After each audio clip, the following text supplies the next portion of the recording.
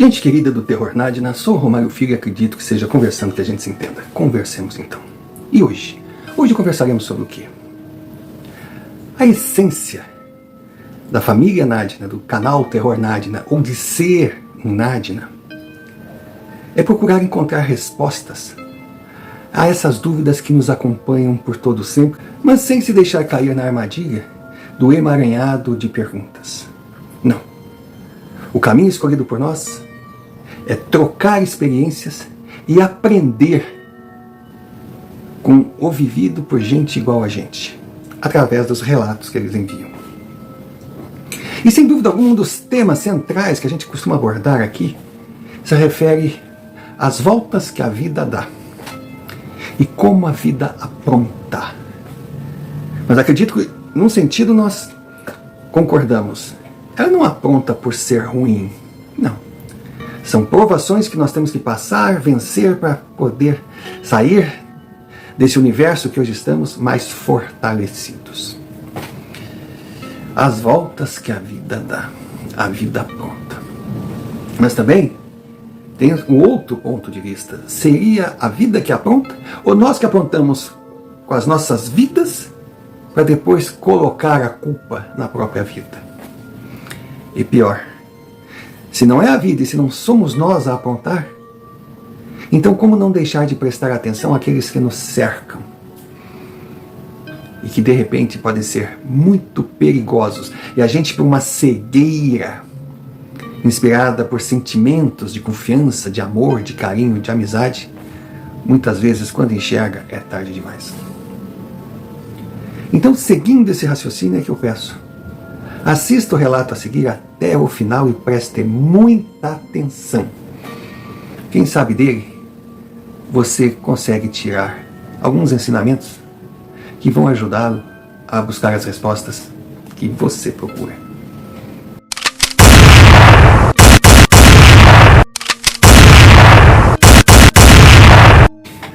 Senhor Romário, eu sou o Eduardo, profissão jornalista. E sem dúvida alguma eu me encontrei na minha profissão, se bem que ela veio por acaso.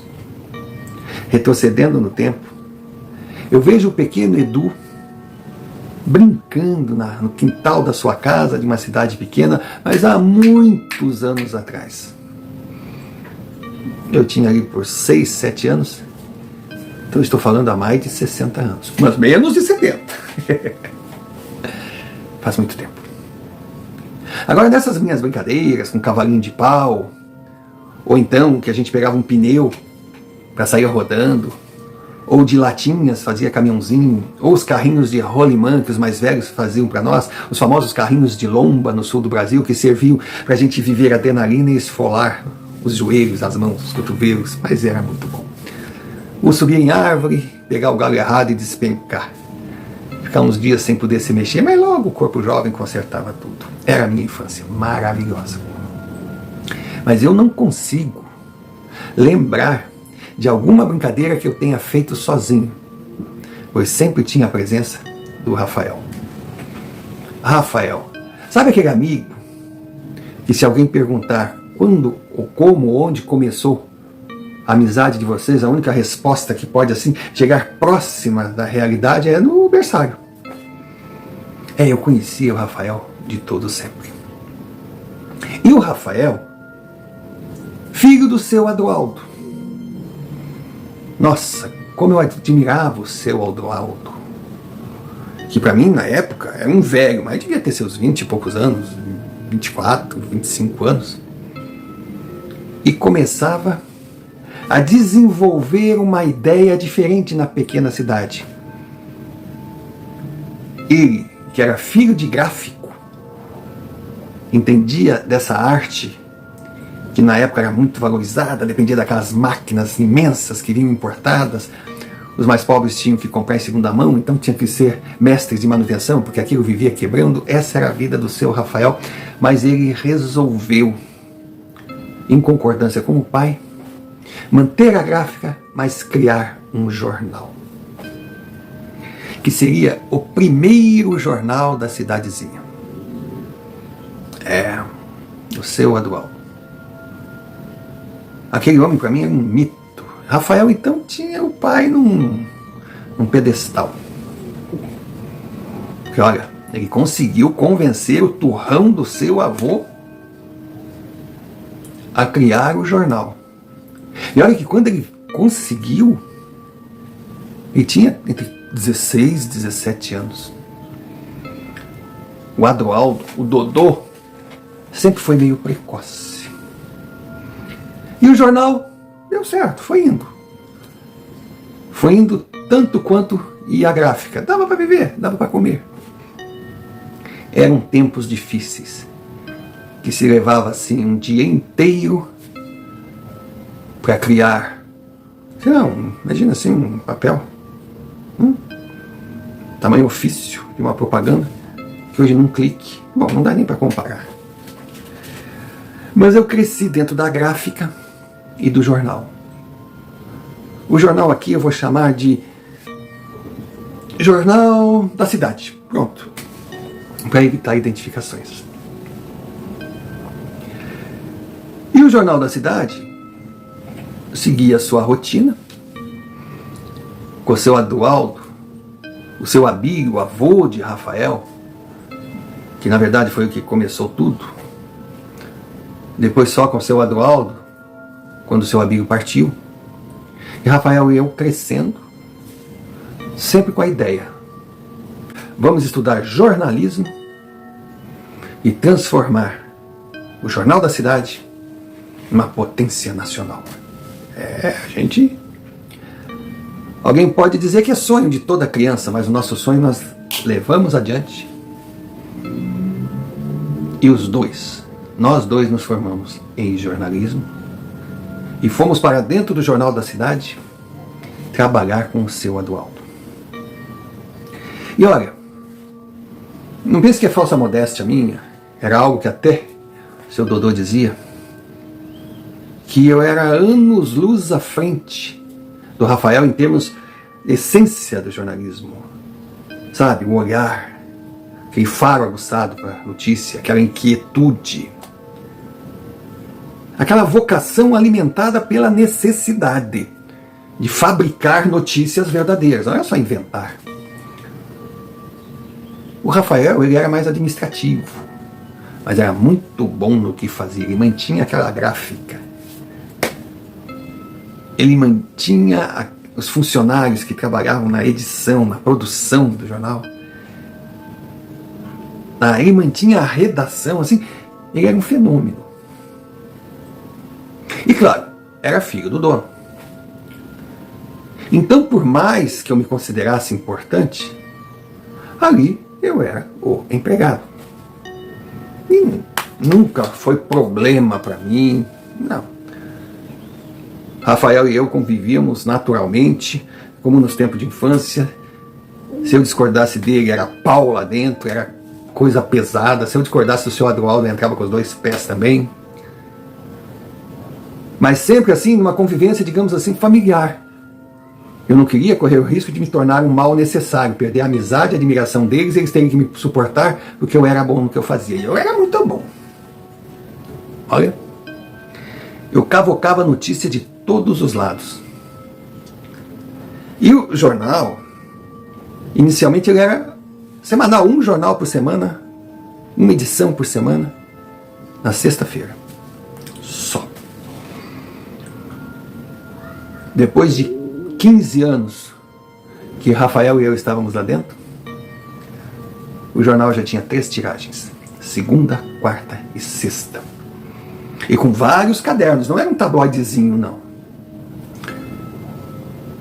Cresceu. Já tínhamos outros jornalistas, normalmente estagiários, trabalhando ali. Tínhamos uma equipe de redação, tínhamos gráficos, tínhamos...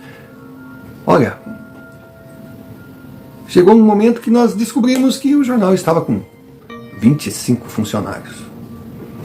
O Jornal da Cidade ia de vento em popa. E eu, modéstia à parte, era o grande responsável. Porque eu buscava notícias. Imagina uma cidade pequena, uma região isolada, notícia para um jornal de vários cadernos, com 3 tiragens semanais. Era sufoco. Mas claro que eu tinha umas válvulas de escape, e na época da faculdade, conheci uns camaradas, gente boa. E eles foram para outras cidades, polos maiores. Então, conversando com eles, e até eles aceitaram para nos ajudar a Rafael e a mim, mandar notícias de fora da nossa região, mas dentro do nosso estado, para dar algum interesse. A coisa foi dando tão certo que entramos num acordo com eles que eles fariam um trabalho remunerado. Claro que o que o Jornal da Cidade pagava não era grande fortuna, mas garantia o aluguel e o transporte deles. Também não era tão pouquinho. E a coisa foi se avolumando.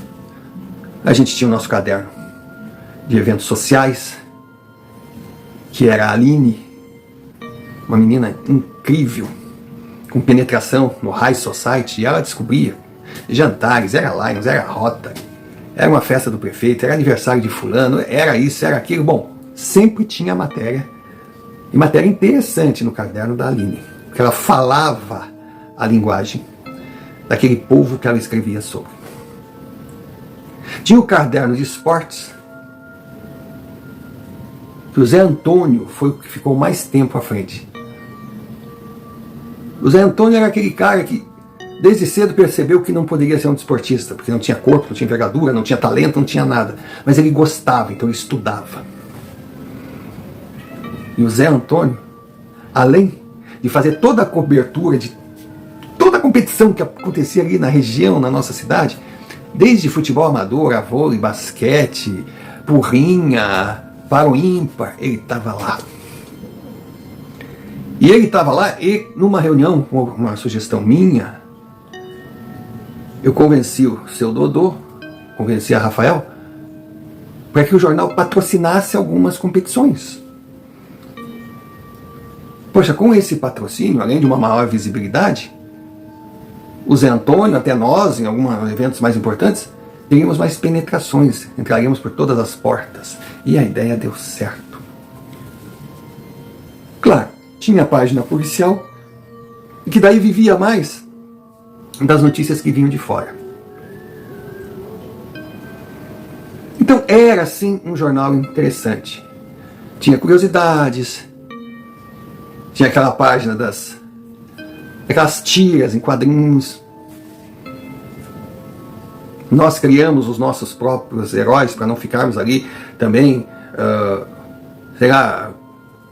copiando Recruta Zero ou outras tiras que faziam sucesso no Brasil, o Amigo da Onça. Não, nós criamos também as nossas historinhas. Sabe, tinha o caderno que a dona Mônica, mãe de Rafael, é que tocava. Ela gostava tanto. Que era daquelas senhoras, era culinária, era vestuário, era troca, classificados também. Tudo com a dona Mônica. Troco minha máquina de costura por um tanque, sabe? Aquela coisa assim. Era tudo muito interior. E também tinha sempre gente que queria vender um produto. Muitos fazendeiros na região, então eles iam e divulgavam os seus produtos, mas aí já era matéria paga. Para vender leite, queijo, tinha o armazém do seu Faria. Tinha a loja do seu Arquimedes, que vendia de tudo e mais um pouco. Tinha a padaria central, tinha o comércio todo. E eles pagavam para ver seus produtos veiculados no jornal. Para ter uma ideia, o Jornal da Cidade, talvez esses números, para quem é acostumado com grandes empresas das cidades, das metrópoles, sejam modestos. Mas teve uma época que nós estávamos com 8.000 assinantes. 8.000 assinaturas. Vocês têm noção do que significava para um jornal que era um galpão que nunca se fez assim um prédio sofisticado. Não, não. Aquele galpão da gráfica foi sendo remendado aqui, remendado ali. O terreno era do seu Adroaldo, o imóvel todo, não se pagava aluguel. E 8.000 assinaturas. E aí as tiragens era normalmente entre 50% ou o dobro do número de assinantes. Que, por exemplo, sexta-feira vendia mais jornal nas bancas, nos pontos de venda. Quarta-feira nem tanto, segunda-feira ia bem. Então a gente tinha todo esse know-how de entender o nosso mercado. Fora, claro, os patrocínios. Porque o espaço não era nenhum absurdo. Mas o número de patrocinadores fazia a coisa volumar. E essa parte administrativa, ela era muito bem controlada pela família do seu Adroaldo. Então o jornal ia bem e eu trabalhava muito. Eu corria atrás. Aí eu fuçava tanto que de repente descobria que a filha de não sei quem ia fazer aniversário 15 dias depois. Eu já entrava com o caderno de curiosidades, Alta Society, aquela coisa toda. Ou então eu descobria que tinha chegado de uma cidade tal, um cara que jogava muita bola e que o time do bairro tal estava pensando em dar um dinheiro para ele disputar o campeonato municipal, embora fosse futebol amador. Aí eu já criava aquela intriga, já passava para o esporte e assim nós íamos levando. O jornal era muito respeitado. Porque as notícias eram sérias. E claro, nesse meio tempo, a nossa vida pessoal seguiu. Eu casei, Rafael casou, a minha boneca, Ana, me deu um filho. Cara, que eu não sei nem dizer quanto eu gosto daquele moleque. Quer dizer, moleque, na época já tinha seus 15 para 16 anos. Mas era a razão da minha vida. Minha família a razão era minha família e meu trabalho. E o Rafael teve 3 filhos. Entre eles, a Suzana, que queria seguir a profissão. Tanto que estava estudando jornalismo e veio trabalhar com a gente. Foi um período meio turbulento, porque tinha uma alta rotatividade de jornalistas. Claro, os caras se formavam, vinham aprender, vinham primeiro emprego no nosso jornal e depois iam procurar empresas maiores. Isso era normal. Então a gente estava com uma deficiência de pessoal, principalmente o pessoal de rua, do front. Suzana veio trabalhar com a gente. E Rafael me chamou e pediu se ela podia trabalhar comigo, para eu dar, sabe, aqueles pulos do gato para ela. Eu, claro, puta, eu vi a menina crescer. Aquela menina era minha filhada de batismo, eu adorava aquela menina. Era a filha que eu não tive. E o tempo passando sempre, eu ensinando para ela os atalhos. Ela era muito inteligente, de vez em quando ela me ensinava algumas coisas, porque tudo vai mudando, né? A velocidade do mundo segue, a gente vai envelhecendo e vai parando, não acompanha. Mas eu sempre estava à frente, mesmo quando tinha que viajar para buscar histórias em outros lugares, mas era raro. Foi daí que eu me surpreendi quando o Rafael chegou para mim e falou que numa cidade próxima, uma cidade maior, havia acontecido algo que chocou a população. Eu perguntei o que era, ele disse, é uma briga de gangues, que uma gangue matou inocentes, foi...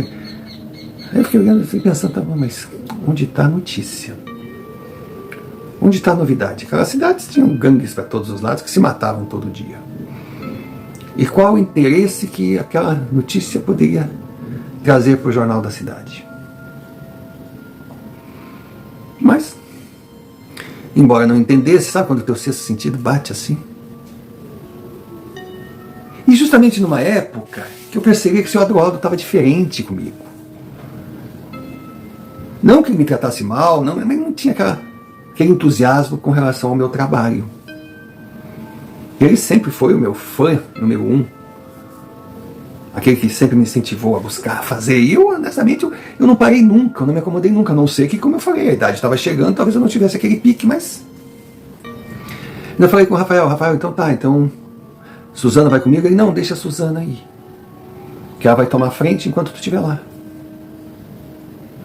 Olha, foi mais um senão que o meu faro não conseguiu sentir o cheiro. Vem cá, Suzana é muito esforçada e coisa, mas é muito nova. E também é bonita demais para entrar sozinha em alguns cantos que eu ia. Sem contar que a gente estava desfalcado de gente. E eles precisavam criar notícias para 3 tiragens da semana seguinte. Eu estava tendo essa conversa com ele na quinta-feira. Quer dizer, o da sexta já estava todo ele com diagramação pronta. Era só botar na gráfica e mandar para a rua. Mas segunda, quarta, sexta, ele ia jogar a filha dele assim, totalmente verde, com uma concordância do seu Eduardo. Eu digo, meu Deus do céu. Mas ordens são ordens, e como eu disse, eu sabia o meu lugar. E eu fui. Aí quando eu cheguei naquela cidade, era domingo à noite.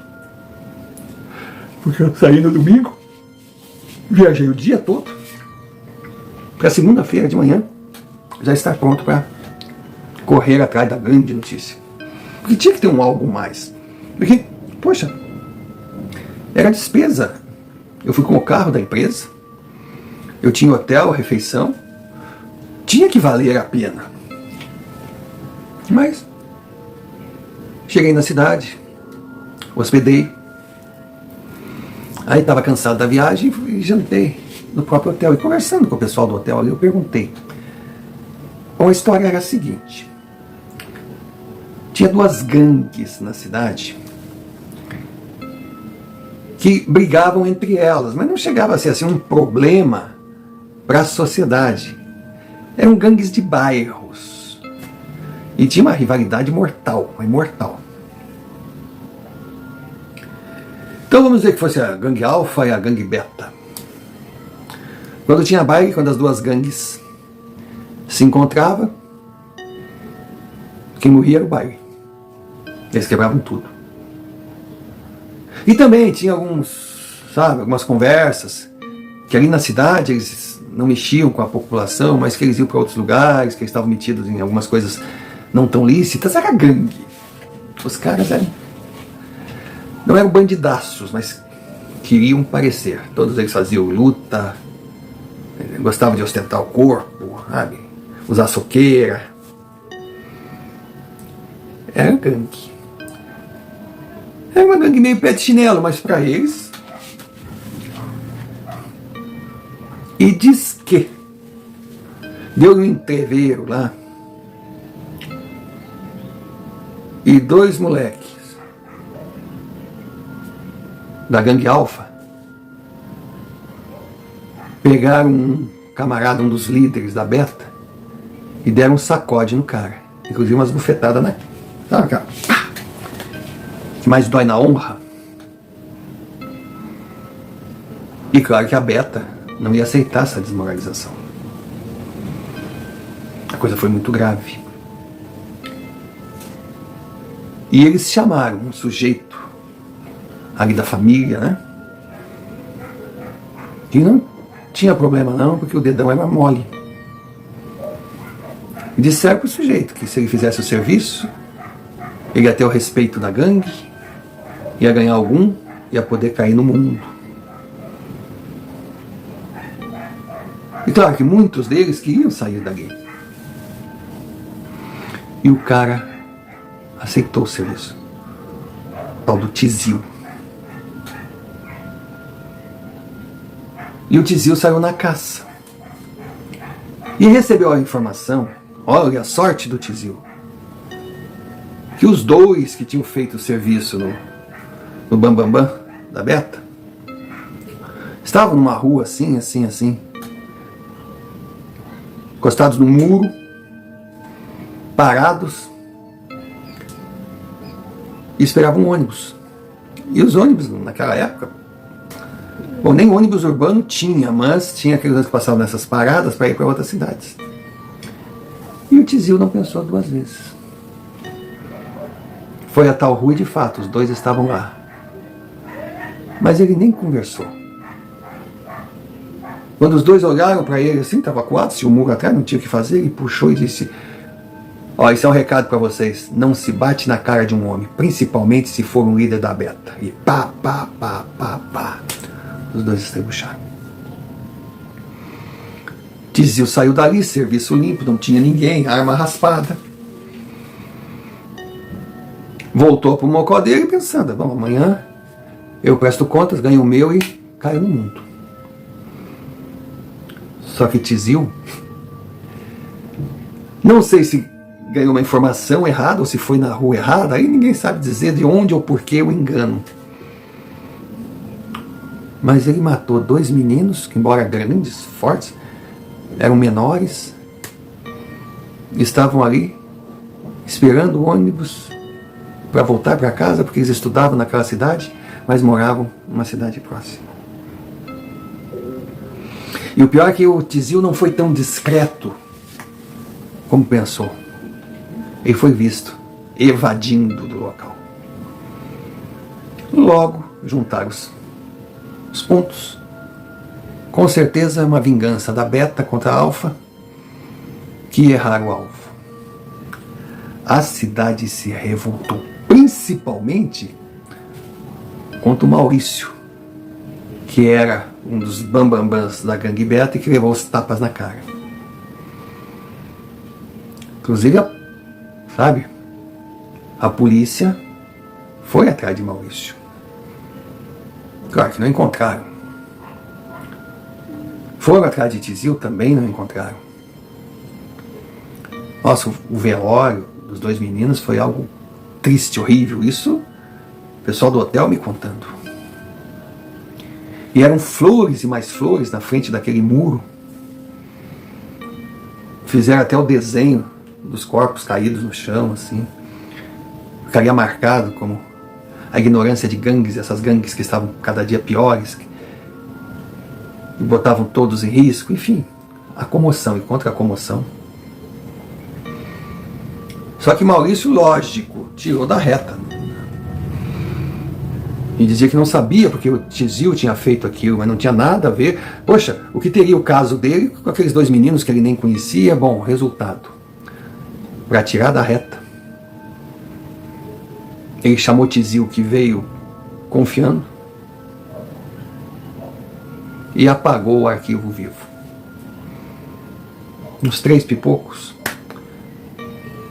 E ele se sentiu prestando contas para a comunidade.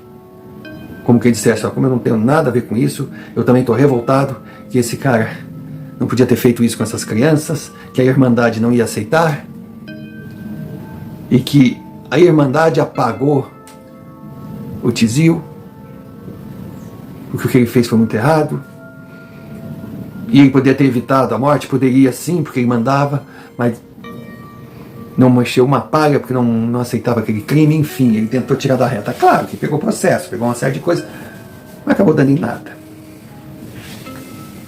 E eu ouvi aquela história, pô, triste, a falta de sorte dos rapazes, mas me veio na cabeça, me vem cá, eu viajei até aqui para ouvir isso. Foi aí que veio um algo mais, que depois do ocorrido, tinham pessoas que garantiam que ao passar pelo muro, viam os dois jovens por ali, viam também o Tizil transitando,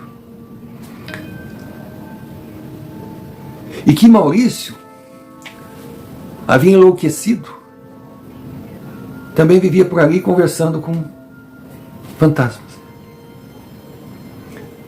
Aí eu agradeci, fui para o meu quarto e disse: mas é só o que me faltava. Uma historinha banal de briguinha de gangue de subúrbio de cidade pequena, apimentada com fantasmas que, alucinados pela comoção, lógico que enxergavam qualquer folha que caísse no chão já tinha o formato de uma alma. E fora isso, um líder de gangue que surtou. Surtou porque, na certeza, na história ninguém falava nada, mas pelo pouco de experiência que eu tinha, ou na mesma irmandade dele, ou na Alfa, pegaram ele e não se limitaram apenas a tapinha, encheram ele de porrada e nem queixa pôde dar. Aí ficou... Mas eu não dormia aquela noite pensando: o que eu vou escrever? Meu Deus! Por mais que eu tentasse enfeitar o pavão, eu seria ridicularizado na cidade. Olha, se isso é notícia, para ter destaque, manchete, no maior jornal da região. Sem falar que Suzana me ligou desesperada, sabe, já na madrugada, eu no hotel, cansado, me perguntando uma série de coisas, ela estava totalmente perdida, coitadinha. E a segunda-feira estava chegando, ela não sabia o que ia publicar. Aí eu dei umas alternativas para ela, dei algumas dicas. Aí no final ela me pediu: pai, obrigado, vou fazer, mas por favor, não fala pro papai, não fala pro vovô. Eu disse: não. A gente é parceiro, né? Ela: tá, obrigado. Bom, no dia seguinte, levantei, tomei o meu banho, tomei meu café e, claro, saí caminhando e fui no tal muro.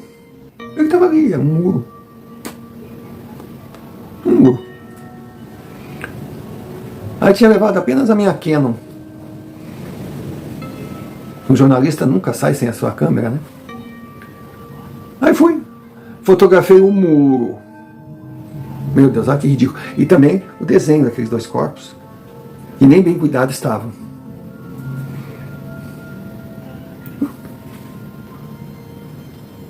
Aqueles que passavam por mim assim, me cumprimentavam e ficavam me olhando: por que esse louco está fotografando o muro? E eu torcia que eles não me perguntassem, porque certamente eu não saberia responder. Aí continuei na cidade, tentando buscar algo interessante que eu pudesse divulgar, quem sabe dar uma de turista e ir para um lugar legal, uma cascata, uma coisa perto.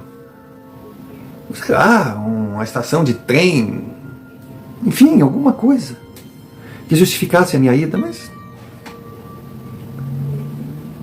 Aí eu pensei: bom, então pelo menos eu vou ficar aqui, vou à noite, e de repente pode aparecer um ou outro maluco lá, aí eu vou ter uma história.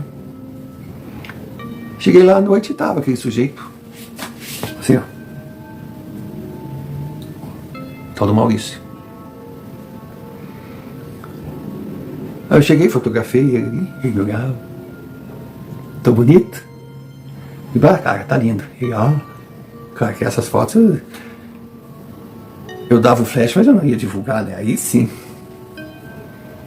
Aí eu perguntei o que ele estava fazendo ali. Ele: estou aqui com meus amigos. Ah, tá. E onde eles estão? Ele apontou. Quando ele apontou, era uma noite de lua. Pensa num cagaço. Eu vi 3 figuras em pé me olhando. Eram figuras humanas, mas não eram mais humanos. Sabe aquela coisa de zumbi?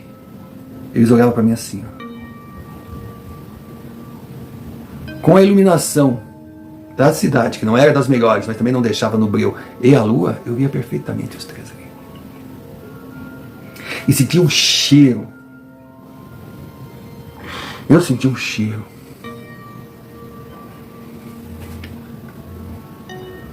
Aí um deles foi chegando perto de mim. O tal do Maurício assim: perdão, e falar: perdão.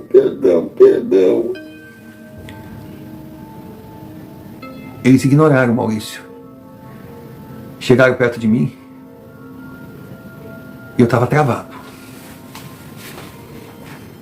Olha, travado para não dizer que eu estava mais duas coisas que rimam com ado. E o cheiro logo, pelo menos deu para disfarçar com o cheiro daquelas coisas que estavam ali.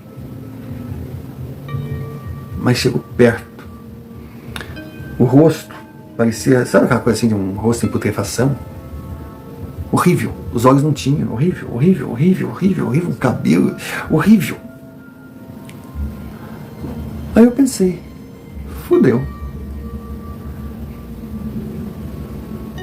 Aquilo chegou pra mim e falou numa voz esquisita, uma voz cansada, uma voz... Ajude. Eu digo, quem é você?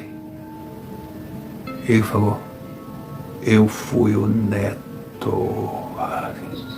Aí que eu lembrei que o pessoal do hotel tinha me falado que as duas vítimas do Tizil, um era conhecido como Neto e o outro era o Bianchi. Então se aquele era o Neto, o outro menino devia ser o Bianchi e o maiorzinho ali devia ser o Tizil.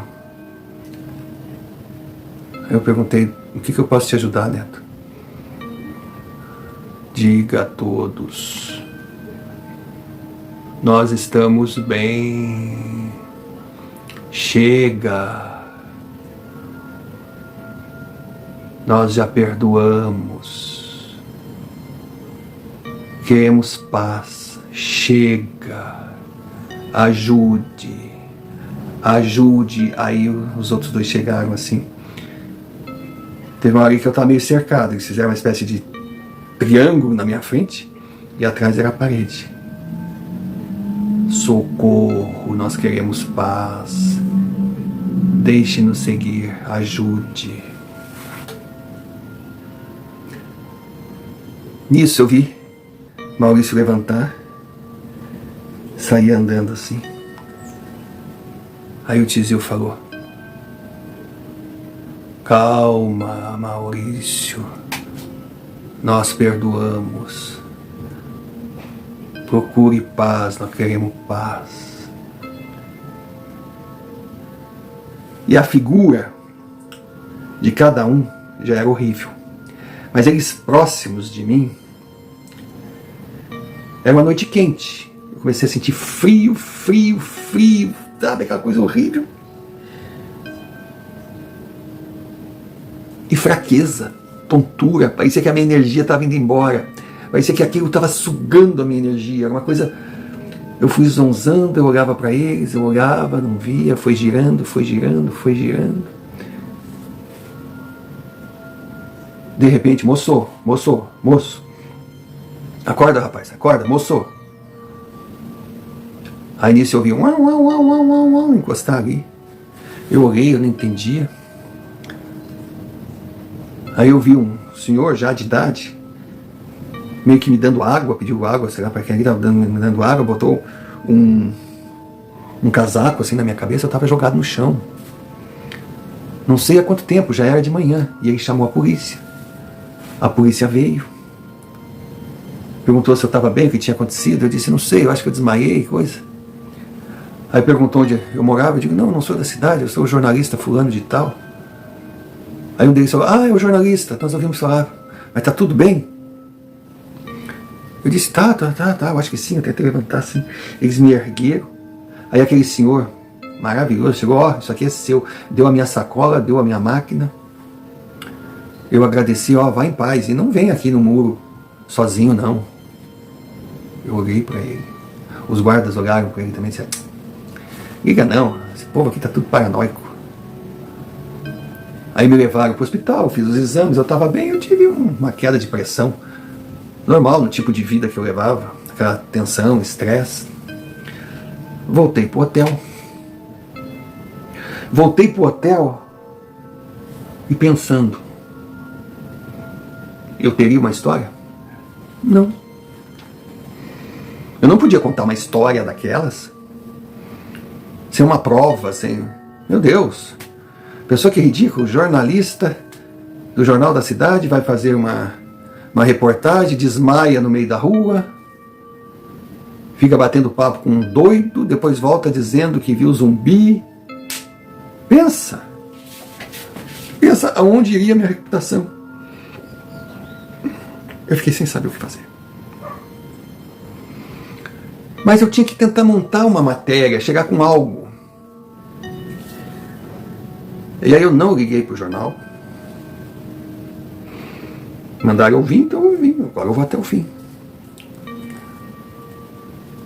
Aí fui num fotógrafo, muito gente boa.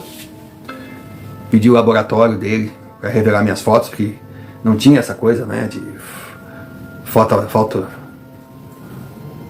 rebater e valer, sabe, essas coisas assim. Não tinha. Celular, nem pensar. Poucas pessoas tinham telefone em casa. Nossa, mudou tudo. Hoje, se eu quiser ser jornalista, com certeza eu teria que voltar para o primeiro ano. Mas não de jornalismo, o primeiro ano lá, do fundamental. Mas eu fui revelar minhas fotos. Foi quando eu quase desmaiei de novo. As fotos que eu fiz do muro, de forma aleatória, mostravam perfeitamente aquelas três criaturas. O fotógrafo, quando viu aquilo, ele disse: meu Deus, o que é isso? Eu digo: não sei. Seria o sombra? Não, ele dizia: não. São as fotos mais impressionantes que eu vi na minha vida, cara. Eu passei anos indo naquele muro, eu tirei fotos de todas as formas, sabe? Vários jornalistas da cidade tentaram, não ter... Cara, o que tu tem aqui? Aí eu olhei assim, disse: poxa, mas não é mesmo? Eu tenho uma história. A gente não conhece as pessoas, né? Eu já fiquei preocupado, né? Daí perguntei: vem cá, e você quanto que quer? Obrigado, laboratório, também para guardar segredo, deixar eu publicar. Ele: não, pelo amor de Deus, isso aqui é um furo teu. Parabéns, cara, parabéns. Leva essas fotos. Sabe, publica, essa história é tua, porque se tu tem essas fotos, é porque eles te escolheram, cara. Vai lá, conta a tua história. Agora depois, se tu quiser me dar uma cópia, eu aceito. Pra mim vai ser assim, um mural de entrada aqui do meu estúdio. Eu disse: bah, combinado. Eu realmente não consegui entender. E a coisa complicou mais ainda quando eu soube que, antes de sair da cidade, no dia seguinte, Maurício foi encontrado morto no seu barraco. A coisa ficava cada vez mais história. E eu voltei para o jornal. Quando cheguei, o Rafael veio todo: e aí, rapaz, o que traz para nós? Aí veio o seu Adroaldo me olhando assim meio estranho: e aí, como é que foi? Aí eu falei para eles: deixa eu mostrar o material. Fomos lá para a sala de reunião. Aí eu contei toda a história. Aí Rafael olhava para o pai assim, ele olhava para mim, deixou eu falar e disse: sabe, meu filho, você é um filho para mim. Você faz parte da história desse jornal. Mas há muito o Rafael vem me alertando que você não é mais o mesmo. Que você está confundindo notícia com histórias, que você está construindo histórias. E isso não é jornalismo. Isso é preocupante. E agora, com a chegada da Suzana, Rafael até, muito a contragosto, porque ele também te adora, eu olhei para ele assim, tudo se encaixou. Ele me mandou para aquela fria, que já estava fazendo a minha cama com o pai dele, dizendo que eu não tinha mais condição de ser quem eu era dentro da empresa, que a filha dele deveria assumir. E claro, com respeito a tudo que eu fiz pelo jornal, eu receberia uma mesinha numa sala dos fundos lá e continuaria garantindo o meu salário. Ou seja, o meu melhor amigo estava me fritando. Ah, mas era para, sabe, para favorecer a filha. Não interessa. Não interessa. Aí eu ouvi.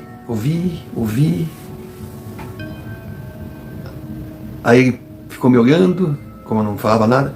Você não tem nada a dizer? Eu disse: não, tio Dodô. Eu ainda posso que chamar assim, né? Ele disse: mas claro, que é isso? Que bobagem é essa? A dizer eu não tenho nada, eu tenho a mostrar. E mostrei as fotos. Rafael ficou pálido. Seu Adroaldo olhava aquilo ali. Isso não é possível. Foi na sala dele, trouxe uma lupa. Olhava. Sei lá, procurando alguma montagem, alguma coisa, né? Essas fotos são verdadeiras, eu digo, sou. Eu tirei. Não é possível. Eu disse, eu também pensei o mesmo. Mas sem dúvida alguma foi uma história fascinante. E o jornal terá muito a ganhar com ela. Aí eu olhei pro Rafael. Mano. Ponto pro ex-jornalista acabado. Rafael não sabia o que dizer, não sabia. Ficou uma situação pesada. Aí eu disse, bom, o material está aí. A matéria está escrita.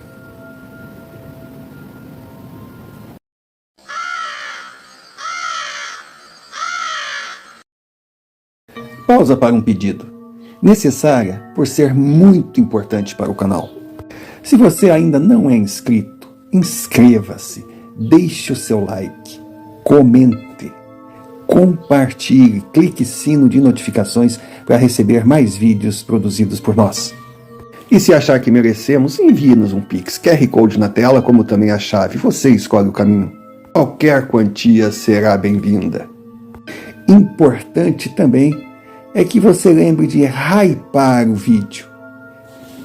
E se desejar se associar à Confraria Nadina, será muito bem-vindo. Seja membro por apenas R$ 4,99. Em troca, nós não temos muito a oferecer, mas já existe uma grade de vídeos extras exclusivos para os membros. E é claro que não podemos deixar de agradecer sempre aqueles que enviam os seus relatos via e-mail, o e-mail que está aqui na tela. São essas experiências o combustível que move a engrenagem. Dado o recado, voltemos ao relato. E desde já deixamos o nosso muito obrigado. Muito obrigado por estar aqui, por ser um Nadina, pois você é a razão do canal existir. Eu tô indo pra casa, eu tô com saudade da minha família, eu quero tomar um banho, eu vou tirar um dia de folga amanhã, porque foi pesado para eu conseguir essa matéria. Aí eu levantei e saí, deixei pai e filho ali, sem saber o que dizer. O jornal saiu, a tiragem, edição, na data, a matéria na íntegra, a história contada como eu escrevi, mas as fotos não foram utilizadas. Quando eu vi aquilo, quando eu recebi o jornal em casa, eu não acreditei. Eu fui direto até a redação. Seu Adroaldo estava lá. Eu perguntei por que as fotos não entraram na reportagem. Ele me disse que aquelas fotos tinham desaparecido. Eu pensei, porra, mas até onde vai chegar Rafael? O que está acontecendo com ele? Eu perguntei, cadê Rafael? O seu Adroaldo disse que é o que eu gostaria de saber. O filho tinha sumido. E de fato, Rafael sumiu. Foi encontrado dias depois do seu corpo boiando no rio. Causa mortes: afogamento. Razão que levaram que ele entrasse naquele rio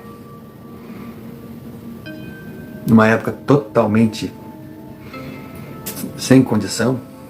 O rio estava cheio, havia chovido, ninguém soube explicar. Foi uma comoção na cidade.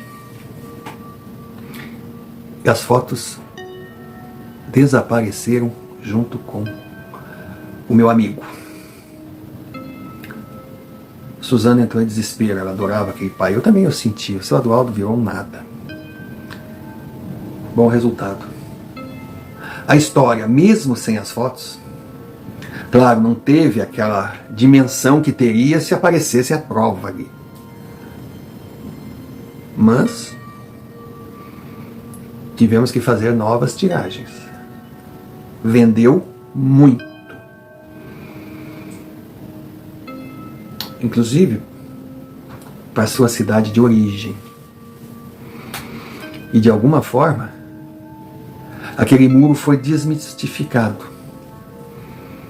Parece que as palavras "nos deixe em paz" chegaram no endereço certo.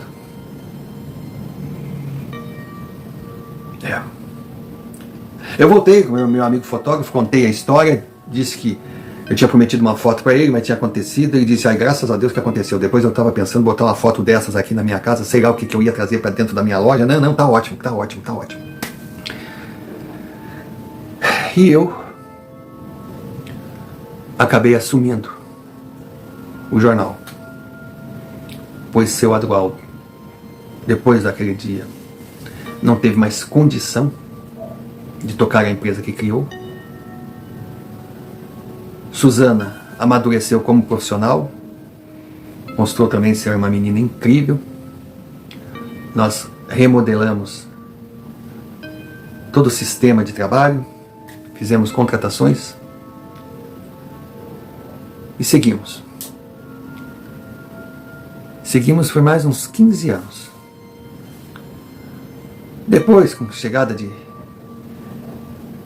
mudanças, depois que jornais grandes começaram a invadir a cidade, depois dos jornais na televisão que davam a notícia no mesmo dia, depois de toda aquela concorrência, por opção da família, do seu Adroaldo já falecido, fechamos a empresa. E eu segui na profissão. Consegui trabalho em outra cidade,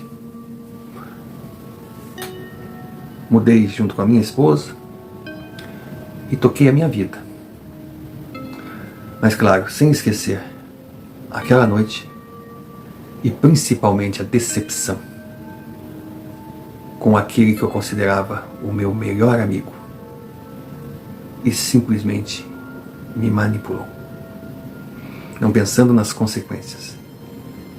Para proteger a filha dele, ele traiu o irmão. E no resumo de tudo, essa dor foi o que mais me marcou.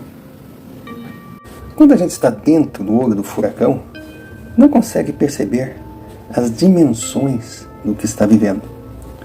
Com o passar dos anos, eu fui fazendo uma retrospectiva natural. Flashes surgiam. E aí, a primeira conclusão é que a reportagem em si, como eu disse, ela teve repercussão, mas restrita ali, regional. Logo foi esquecida. O que a gente costuma dizer, né?